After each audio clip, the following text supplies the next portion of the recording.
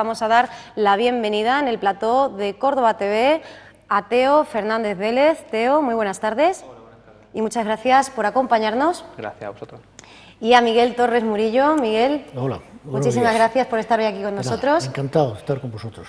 Miguel, cronista oficial de Santa Eufemia. Exactamente, sí. Le agradecemos mucho que hoy nos acompañe, y Teo, a quien ya conocemos, ¿verdad?, de otras ocasiones, ideólogo de Érase una vez Córdoba, fundación y gerente de esta organización, monitor también de diferentes rutas que hemos ido conociendo a lo largo de diversas entrevistas y a las que ojalá sigamos acercándonos gracias a las sucesivas visitas del equipo que forma Érase una vez Córdoba. Hoy nos vamos a centrar en Santa Eufemia y lo hacemos además pues muy adecuadamente, porque estamos a puntito ya, estamos en la recta final casi para que llegue la Semana Santa, y esta es una fecha muy pero que muy especial para esta localidad.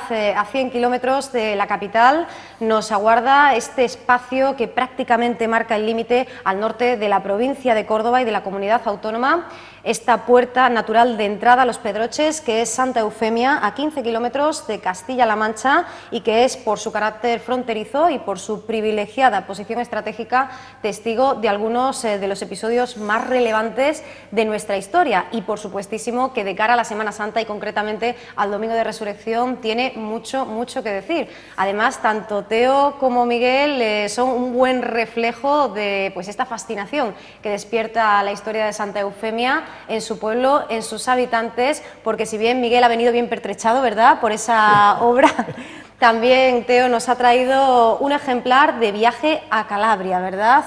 Esta publicación en la cual pues se refleja pues el por qué los ciudadanos de Santa Eufemia son calabreses. Todo ello lo vamos a descubrir en esta entrevista, en este encuentro. Hoy nos acercamos a la primera población, el Reino de Córdoba, con topónimo cristiano, en fechas inmediatas a la conquista, aunque ya desde ahí, desde el origen del nombre, nos queda mucho por indagar, por investigar, y una vez más seguimos hablando de algo, Teo, que hemos comentado en muchas ocasiones, como la tradición oral, por arraigada que esté, pues sigue conversando y a veces confrontándose con la historia.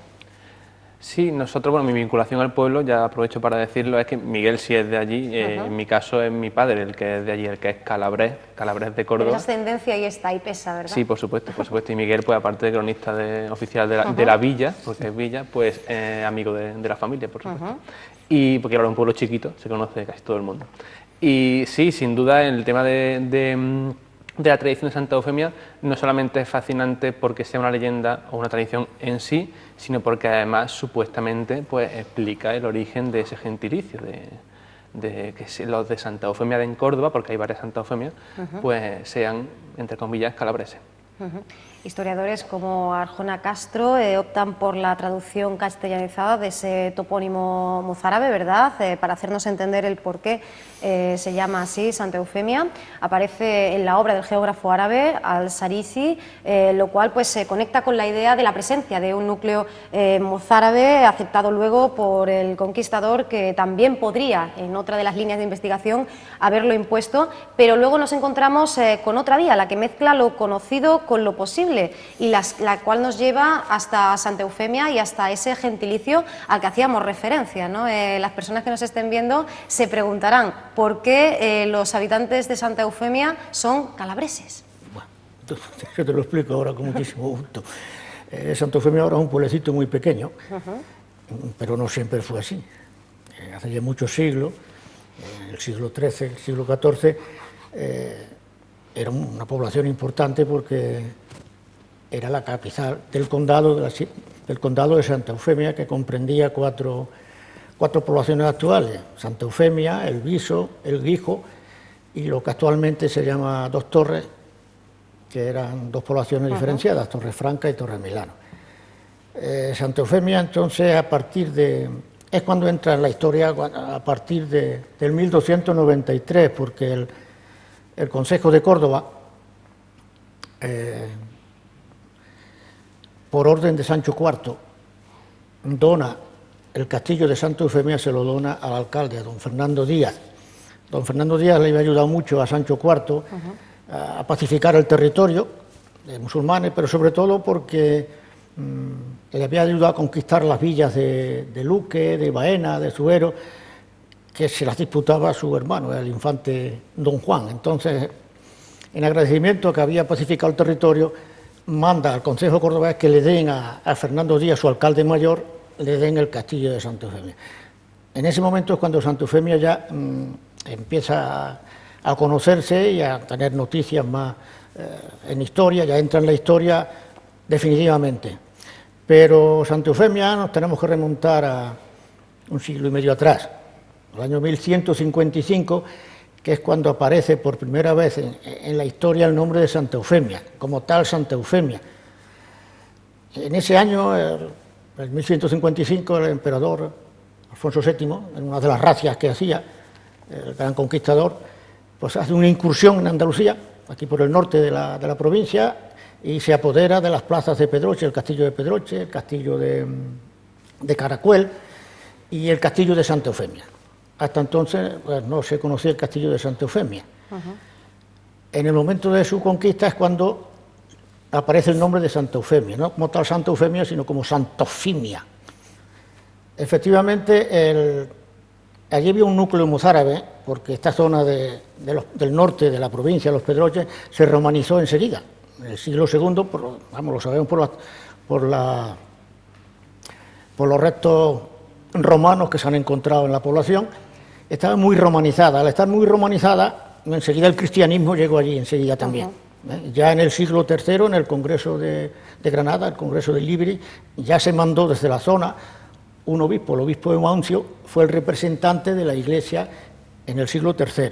Por lo tanto, no es de extrañar que cuando llegaron los árabes, sobre todo bereberes, que había muchos allí por la zona, aquello estaba cristianizado. Normalmente, claro, con la invasión árabe se tuvieron que hacerse mozárabes, así que para conservar la vida y entonces había un núcleo mozárabe, según el historiador Arjona Castro cordobés que acabas de citar, el árabe al-Adrisi dice que aquella población que estaba entre Capilla y entre Vitraus, que era Pedroche entonces, se llamaba Santifimia, Santiquinía, que aparece también en el calendario de Rasemundo. Entonces, claro, al llegar las tropas cristianas, el topónimo ese, el agiotopónimo Santifimia, ese lo hicieron Santofimia. Esa es la historia. La tradición pues nos dice que en las tropas de Alfonso VII, como entonces no había ejércitos regulares, entonces venían caballeros, mercenarios, que luchaban a favor de un rey y de otro. Entonces en las tropas de Alfonso VII, pues venían caballeros calabreses, de la región de la Calabria. Y allí en aquella zona pues hay un pueblecito, Santa Eufemia de Aspromonte, en la Calabria, y la tradición dice que precisamente los caballeros calabreses, la compañía de calaveros calabreses, que según la tradición eran una compañía de 33, fueron los que tomaron por asalto el castillo al nombre de Santa Eufemia, por la vocación Santa Eufemia, porque era la que traían ellos. Eso es una tradición, pero también histórica, que no es que la tradición lleva su fundamento histórico, porque resulta que Alfonso VII había conseguido del Papa Eugenio III, cuando promulgó la Segunda Cruzada, que la península ibérica fuese terreno de cruzada. Entonces los cruzados que venían y los que respondieron a la llamada de la Segunda Cruzada tuvieron un permiso especial de Eugenio III para no tener que ir a Tierra Santa, que se podía luchar contra el infiel en la península. Entonces no solamente vinieron caballeros italianos, sino ingleses, franceses, vinieron a la llamada de la Segunda Cruzada y se enrolaron en las huestes de Alfonso VII, porque que también es curioso que Alfonso VII consiguió, la Cancillería Imperial suya consiguió que Eugenio III dijese que este territorio era territorio de cruzada, porque a él le venía muy bien, primero porque necesitaba fuerza, necesitaba soldados, y después para su impulso reconquistador necesitaba una justificación religiosa, porque no lo estaban atacando. Entonces, sino que si hubiesen atacado, se defendía, no pasaba nada, pero era el que atacaba, entonces tenía que tener una justificación religiosa para que el matar moros fuese, claro. fuese correcto. Y la bula, entonces, el que mataba a los cruzados que morían o masacraban a los moros, tenían bula y iban al cielo, no, eso no era pecado. Entonces, esa justificación religiosa la consiguió. Y por eso las tropas de Alfonso VII, pues históricamente venían con calabreses, ¿no? Con gente de Italia, que muchos italianos vinieron. Y la tradición, pues eso, acamparon allí las tropas y la tradición, donde está ahora la ermita construida, a las orillas del río Guadalmedina, y allí acamparon las tropas y desde allí tomaron el castillo por los altos. Y la tradición es que allí donde se juntaron las tropas a descansar o a parar, se construyó la ermita de Santa Eufemia. Claro, como los caballeros italianos provenían de la Legión de la Calabria y había el pueblo de Santa Eufemia, a nosotros, nuestro gentilicio es calabrés. Viene de ahí la tradición, somos los calabres, lo llevamos a mucho orgullo, por cierto, de la región de la Calabria. Efectivamente. Esa es la historia y la tradición. Eso se fundó una cofradía, que es la que a través de los siglos pues mantiene viva esa tradición y te invito a que vayas el domingo de Resurrección, vayas a la romería y verás una cosa curiosa y popular y muy bonita. Y es que efectivamente, gracias a la Hermandad de la Santa, ¿verdad?, se conserva esa tradición, incluso ese cortejo compuesto por 33 miembros, jerarquizado y recogiendo esas insignias, se intenta captar todo el sabor no solo de lo que nos cuenta la historia, sino también de la tradición, ¿no? Sí. Recordemos ese pasaje en el cual pues, Santa Eufemia, etimológicamente de buena palabra, se habría aparecido y guiado a los soldados, a ese ejército hacia la victoria. Nos hablaba Teo, Miguel, de ese viaje de sur a sur, podríamos decir. También tú en ese opúsculo, en este libro, nos hablas precisamente de un viaje a Calabria, en busca quizá pues, de esa conexión, ¿no? Sí, bueno, quizás no totalmente en busca de esa conexión. Yo tuve la suerte en el curso 2001-2002, estaba estudiando en la Facultad de Letras de Córdoba, igual que tú, creo. Sí, coincidimos en el tiempo. Por esa época, y tuve la suerte de disfrutar de la beca Erasmus en Roma. Y entonces, pues bueno, tuve también se dio la coincidencia de que me invitaron a pasar unos días en el sur y ya aproveché para pasar por una de las dos Santa Eufemias que hay, porque al final hay dos, aunque una es la más famosa. Una en la que estuve yo se llama Santa Eufemia la Mezzia, con Z, esa Z de como pizza, ¿no? Esa TS, Santa Eufemia la Mezzia, que se llama así porque hoy en día está incluida en un municipio más grande que es la Mezzia Terme, junto a otras dos. Tiene unos 5.000 habitantes, lo que es Santa Eufemia, pero con esos otros dos ya pues forman un núcleo mucho mayor, de hecho tienen incluso el aeropuerto de la región. Esa fue la que yo conocí y luego también existe otra que es la que ha comentado Miguel, que es la que se supone que guarda un poquito más de encanto, Santa Eufemia de Aspromonte. Yo esa no la conocí, estaba metida en lo que sería la puntita de la bota de la península, pero sí es cierto que tengo otro familiar de Santa Eufemia, Pedro Romero, que le envío un saludo y le doy las gracias, porque sí pudo ir por cosas de la vida a esa otra Santa Eufemia y me nutrió de bastante información. Entonces, pues más o menos tenemos bastantes detalles de las dos, sabemos en qué medida en una y en otra se venera, sobre todo en una de las dos, efectivamente también a Santa Eufemia, más allá de lo que es la coincidencia del topónimo, y de hecho en una de ellas pues incluso tienen una pequeña reliquia, igual que nosotros, de Santa Eufemia. Nosotros la tenemos desde el 2001 o por ahí, ¿puede ser, Miguel? Sí, cuando Nacho estaba de párroco, pero ahora cosas de... Hace unos 12 o 15 años, más o menos, creo que. O sea que esas dos de allí las tenemos más o menos controladas en cuanto a pueblos que se llaman así, uno de unos 4.000 habitantes, uno de unos 5.000. Pero, como digo, como ha dicho Miguel, mejor dicho, es una virgen de tantísimo culto que Italia entera está llena de referencias de iglesias, de barrios. La propia antigua catedral de Venecia, que está en un pueblecito que se llama Grado, cercano a lo que hoy entendemos como Venecia, era la catedral, bueno, sigue siendo hoy, lo que pasa es que no es catedral de Venecia, es la catedral de Santa Eufemia. O sea que para que hagáis una idea de que son algunos templos de auténtica entidad histórica los que tienen esta vocación en Italia. Despierta efectivamente verdadero fervor, por eso nos encontramos con localidades homónimas, con ese nombre, otras en las cuales Santa Eufemia es por lo menos la patrona y bueno, la que se erige, ¿no?, en algunas de las fiestas patronales más más importantes, muy cerca en Antequera, un poquito más lejos, en Navarra, en Valladolid. Podemos decir que el culto a Santa Eufemia, Virgen y Mártir, se extiende no solo por España y por Italia, también por Croacia, donde pues algunos estudiosos apuntan que podrían estar también esas reliquias, Francia, Argentina, México, Portugal, y es que, bueno, hablamos de un personaje tremendamente poderoso, ¿no? Nacido a finales del siglo III y que sufrió como mártir el abuso, el maltrato. Además, también en torno a ella, tanto pre como post-mortem, se acumulan esos milagros, esos capítulos de apariciones.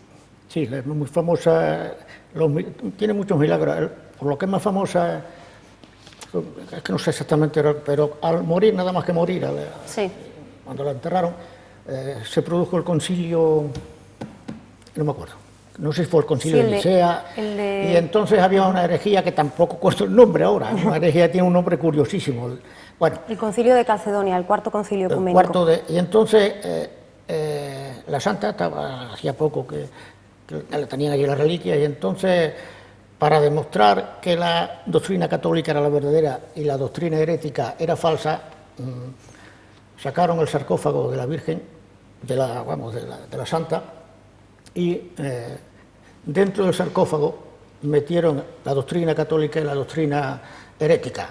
Lo taparon, lo tuvieron allí tapado, y al día siguiente, cuando lo destaparon, pues resulta que la Santa tenía en una mano, había cogido la doctrina católica y la doctrina herética estaba en el suelo, con lo cual fue una constatación milagrosa de que efectivamente la doctrina católica era la verdadera y que la doctrina herética había que desecharla. Es uno de los milagros más famosos que tiene Santa Eufemia. Algo que además atestigua en una carta del Consejo al Papa León I, y también podríamos hablar, bueno, pues de esa escena en la arena, aunque bueno, pues se dice que moriría como consecuencia del ataque de un oso salvaje, que en un primer momento los animales ni siquiera la tocaron, ¿no? Sí, los animales, dice la geografía que he tomado, es de la primera geografía que se escribió de ella, sí, que es de un obispo, Jacobo de Vorágine, del 1200, y en el manuscrito se habla de la muerte de Santa Eufemia.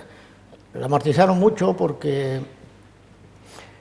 pero no eran capaces, siempre salía ilesa, con las espadas, ya por fin inventaron una rueda donde la metían, y con una especie de carbones encendidos, para que al dar la vuelta en la rueda, la santa se fuese quemando.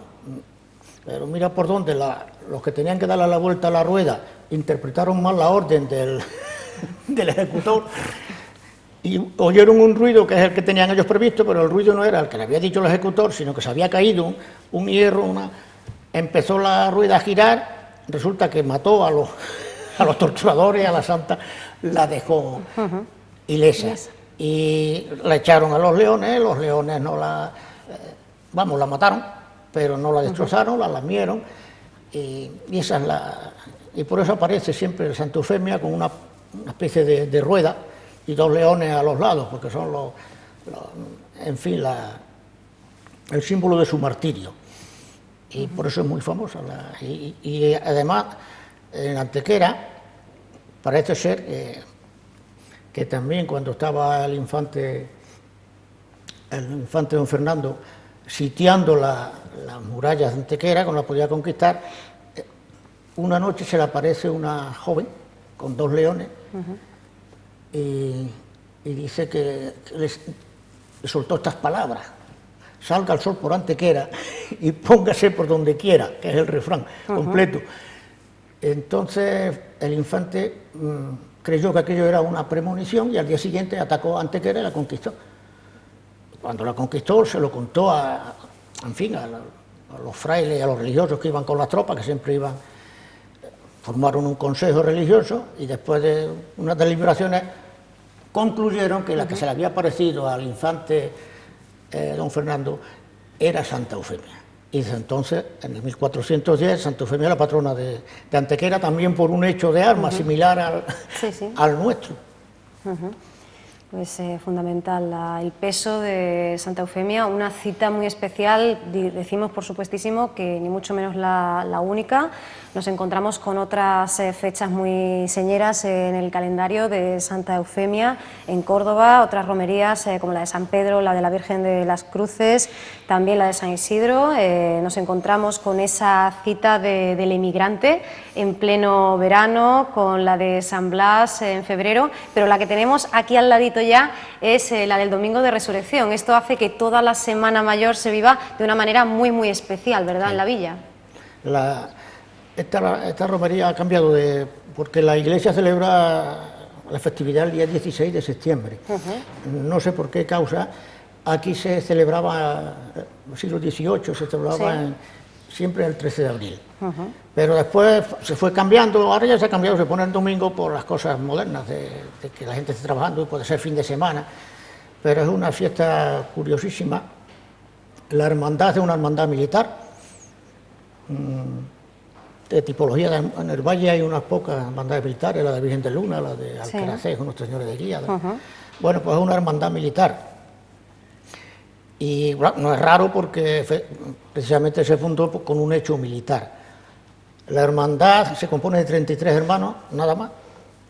Dicen ellos, la tradición dice que son los 33 caballeros calabreses que tomaron por asalto el castillo. Yo creo que es que pusieron el nombre de 33 hermanos cuando se fundó la cofradía por la edad de Cristo, que murió a los 33 años, y entonces ellos, en honor a Jesucristo, que vivió 33 años, pusieron que en los estatutos que solamente podían ser 33 hermanos. Normalmente pasa la tradición de padre a hijo, a nieto, pero de todas formas, si hay vacante, cualquier vecino que lo solicite puede ser hermano de la Santa.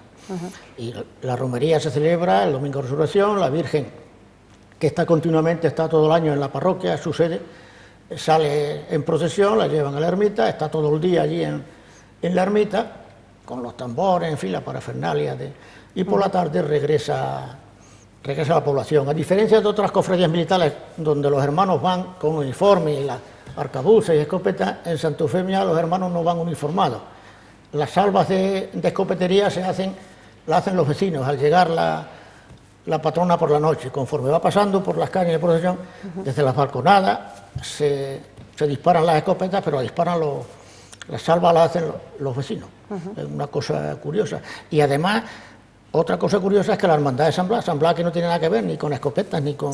Pues resulta que también es una hermandad militarizada, que yo creo que es una copia porque la primitiva fue la de la Santa y después se fundó la hermandad de San Blas. Y además una cofradía, si no es la más antigua del valle, porque en el 1535 estaba ya fundada. Y su ermita, la documentación que tenemos ya fehaciente histórica, es que en el 1580 ya era visitada por las visitas estas diocesanas que se hacían a los pueblos. Y aparece un acta donde se visita la ermita de Santa Eufemia en el 1589, pero en el 1535 los señores de Santa Eufemia, los señores feudales, ya la invocaban en sus testamentos como patrona y abogada, lo cual quiere decir que ya la fiesta estaba muy arraigada en la población. Por eso te digo que del 1535, 1540 es la fundación de la hermandad, no como ahora actualmente, pero ya con su mayordomo, porque ya aparecen los mayordomos, los bienes que tenía, en fin,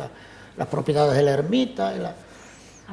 Por eso quiero decir que es una hermandad antiquísima. Y posteriormente se fundó la de San Blas y copió de la patrona, copió la estructura militar, que no tiene nada que ver con San Blas. Cuando vayas al pueblo te van a reñir por decir lo de San Blas, por decir esto aquí. No, es que que San Blas no tiene nada que ver. La cosa es que después las tradiciones de San Blas, lo de la garganta, lo de los milagros, eso sí sigue, lo de los pestiños, los roscos de San Blas, esa es común a todos, pero después la estructura militar es la única en España, que pues San Blas no tiene nada que ver con la...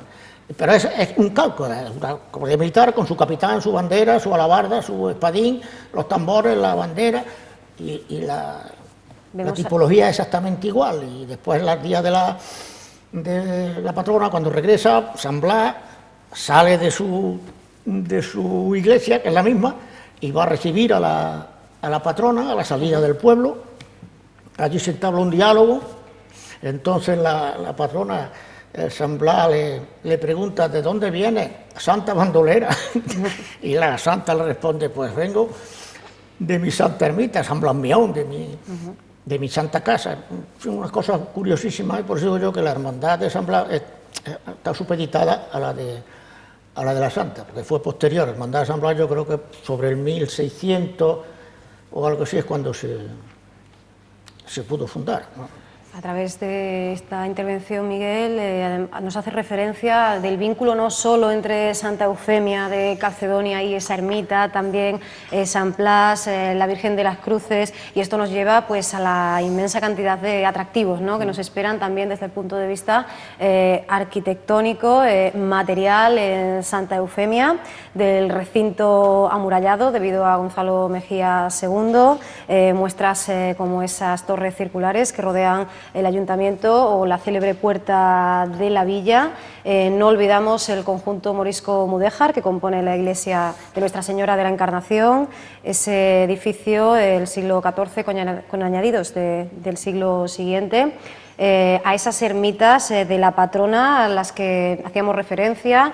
También tenemos que hablar, por supuesto, del castillo de Miramontes o de ese castillo de Bioque, nada menos que una fortaleza ibérica de los siglos I y II después de Cristo, posible enclave túrdulo romano, y es que estamos hablando de un edificio protegido por la Declaración Genérica del 49, que en el año 93 la Junta reconocería pues como espacio protegido, como castillo de la Comunidad Autónoma de Andalucía.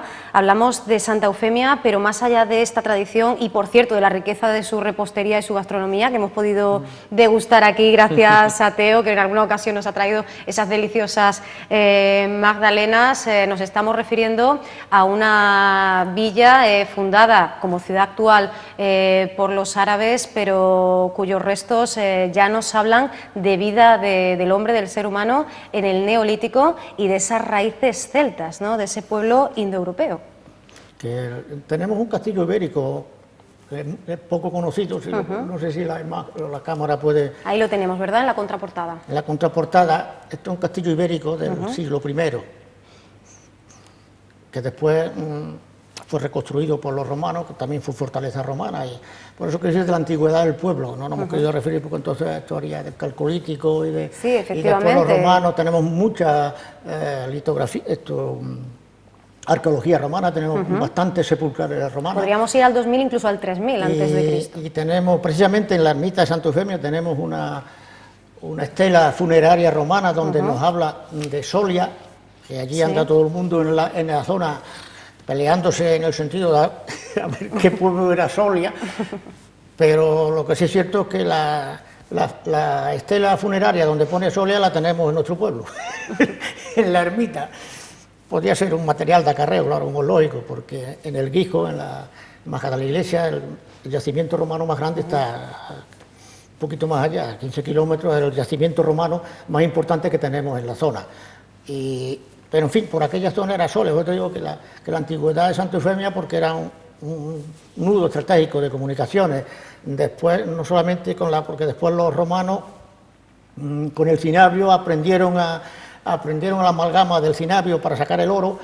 Como Almadén está allí al ladito, entonces teníamos un paso de cinabrio por allí, y entonces era un punto estratégico. Y los árabes también utilizaron esa ruta de arrieros para transportar el mercurio de Almadén, pasaban por Santa Eufemia, venían para Hinojosa del Duque, Constantina, Sevilla, y lo embarcaban para Roma. Quiero decir que entonces era un núcleo, no sabemos si era la población actual o no. Después ya, claro, con las invasiones, con la invasión árabe y después la posterior reconquista, aquella zona hubo que fortificarla, y entonces el castillo se hizo en el siglo XI, porque hubo que fortificar toda aquella zona. No solamente estaba el castillo de Santa Eufemia, sino estaba el de Bioque, estaba el de la Atalaya, estaba toda la zona de Badajoz, llena de castillos, porque tuvieron que hacer una zona defensiva. Y ese es el famoso castillo de Santa Eufemia, que es el que conquistó Alfonso VII. Después se reconstruyó otra vez, cuando el alcalde de Córdoba lo reconstruyó, cuando le cedieron Y después, pues me imagino que entre incursiones de un lado y otro, pues lo harían polvo al castillo. Cuando llegaron los Reyes Católicos, el castillo estaría medio levantado. No sabemos si, como la nobleza entonces estaba muy levantisca, los Reyes Católicos lo que hacían era desmocharlo. Y para desmocharlo le derruían los castillos, le quitaban las almenas a las torres. Pero no sé yo si los Reyes Católicos fue ya los que el castillo estaba medio reconstruido, porque tenemos un testimonio de un señor de Santa Eufemia que le echaba la culpa al padre de que había dejado caer el castillo, eso hace el 1556. El testimonio que tenemos de ese señor que le echaba la culpa a su padre de que había derruido el castillo, luego el castillo debía estar medio reconstruido, pero ya desde entonces, después también hay que tener en cuenta que también tuvo que sufrir daños, porque cuando Gonzalo Mejía II cercó la población. No sé si esta es la puerta de entrada, una de las puertas de la muralla, que es muralla tardía, es del 1474 el amurallamiento. Pues cuando vinieron las tropas imperiales, porque él había atacado Pedroche y estaba ocupando Pedroche, pues las fuerzas de los imperiales, de los Reyes Católicos, vinieron a echarlo de Pedroche, y me imagino que harían daño al castillo y harían daño a las murallas, en fin, otras cosas. Quiero decir que ha sufrido muchos avatares, pero todavía queda allí en esta su bella estampa. Pues hay que visitar esa villa, hay que visitar Santa Eufemia, sus inmediaciones, ese balcón de los Pedroches. Nos sobran los motivos, ¿verdad, Teo?, para acercarnos hasta Santa Eufemia. Podemos aprovechar además esa magnífica ocasión de tener tan cerquita la Semana de Pasión. Sí, además yo quería añadir al hilo de lo que ha comentado Miguel antes, hablando de la ermita, de la Reconquista y el tema cruzado y tal, y del patrimonio en general que estaba ya ahora con él, que cada vez hay más cosas que nos llevan a situar todo, no voy a decir la leyenda, pero sí toda esa realidad previa incluso a época islámica. Por un lado está el tema del topónimo, que ya se parece mucho a Santa Eufemia en época islámica, quizá una adaptación posterior o quizá ya fue una adaptación islámica a un topónimo previo, puede ser, eso en primer lugar. En segundo lugar, la misma ermita, hace tiempo Miguel y yo, bueno, mejor dicho, Miguel y yo estaba de acuerdo por otro lado, con lo que había y lo que sabíamos, considerábamos que la ermita era en torno al siglo XIV. Sin embargo, hace creo que fueron 4 años, se llevaron a cabo una obra, salieron a la luz otros elementos y empezamos a deducir, sobre todo porque fue un arqueólogo de la Universidad de Sevilla, que podía ser preislámica, o al menos en origen preislámica. Entonces, la ermita es lo de menos, porque la ermita se puede hacer antes con otra vocación o hacer después para un santo que ya tiene. Pero bueno, más o menos empezaba a encajar todo con época previa, época visigoda, por tanto. Pero es que además resulta que me encontré por ahí una cosa muy curiosa, que es que el culto a Santa Eufemia llega a España en un periodo muy desconocido en España. Si los visigodos de por sí los tenemos ya bastante olvidados, pues hay una curiosidad en época visigoda en España, que es que hubo una pequeña conquista por parte del Imperio Bizantino, lo que había sido el Imperio Romano cuando se divide, pues la parte oriental, con capital en lo que hoy es Estambul, por si alguien no es aficionado a la historia, se mantiene como el Imperio Bizantino y lleva a cabo un pequeño intento de recuperar el esplendor de aquel Imperio Romano. Y entonces, pues el emperador, sobre todo Justiniano, en el siglo VI, lanza una campaña, y si ya tenía parte de Oriente Medio, tenía Grecia, pues llega a conquistar incluso prácticamente toda Italia, un poquito de Túnez, y llega, que eso aquí no lo sabemos casi, yo no lo sabía hasta hace mucho, de hecho, hasta hace poco, mejor dicho, toda la costa sureste de España y sobre todo las Islas Baleares. Con esa llegada ellos eran cristianos, igual el Imperio Bizantino era cristiano, igual que eran los visigodos que estaban aquí. Había diferencias, porque los visigodos, por ejemplo, eran arrianos, pero bueno, todos eran cristianos. Pero sí es cierto que llega el culto a una serie de santos que en ese momento eran muy venerados en Bizancio, entre ellos precisamente Santa Eufemia, que además debía ser una santa muy importante, no solo por todo ese rastro que hemos comentado que deja de paso en Italia, sino que además hubo una emperatriz, precisamente la tía y madre adoptiva de Justiniano, se cambió el nombre a Eufemia, con lo cual podemos pensar que esa Santa Eufemia de Calcedonia era muy importante en el Imperio Bizantino, en el Mediterráneo Oriental, y ese culto llega aquí, como he dicho, finales del 6, principios del 7. Ese dominio dura apenas, en la España peninsular, apenas unos 70 años, pero es suficiente para dejar su impronta y es otra prueba más de que cada vez esos restos arquitectónicos que aparecen en la ermita, esta llegada del culto a estos santos, así como el topónimo islámico, que ya se llama de una forma parecida, pues inducen a pensar al que antes de época musulmana ya estaba presente por la zona el culto a Santa Eufemia. Bueno, pues apasionante este recorrido. Os agradezco muchísimo, además, que hayáis sido capaces de condensarlo en tan poquito espacio, porque en televisión el tiempo es oro, ¿verdad? Y siempre es muy, muy difícil plasmar todo este conocimiento. Recomendamos, por supuesto, tanto esa obra de Miguel Torres Murillo sobre Santa Eufemia, retazos de su historia, como este viaje a Calabria que nos propone vivir a su lado Teo Fernández Vélez. Tenemos que decir, Teo, que pasado mañana en la Fundación Prasa tenemos una nueva cita contigo. Sí, cierto, y muchas gracias. Pasado mañana, miércoles 25 de marzo, curiosamente cumpleaños de mi madre, así que un buen regalo, para celebrar además que este mes se cumple otro cumpleaños, que son los 3 años de Érase una vez Córdoba. Sí, pues participamos en el ciclo de Fundación Prasa en Museo y Desarrollo Local con la charla Leyendas, la magia de la historia. Así que estáis todos invitados a las 8 en Fundación Prasa en Gran Capitán. Bueno, pues eso será el próximo miércoles. Os agradecemos mucho, Teo, Miguel, que nos hayáis acompañado, y deseamos de corazón que sean muchos los espectadores que se animen a conocer Santa Eufemia tras este encuentro. Muchísimas gracias. Muchas gracias a ti y estupenda tu formación y vasta formación en la historia de nuestro pueblo. Muchísimas gracias, Miguel, de verdad. Muchas gracias, Teo.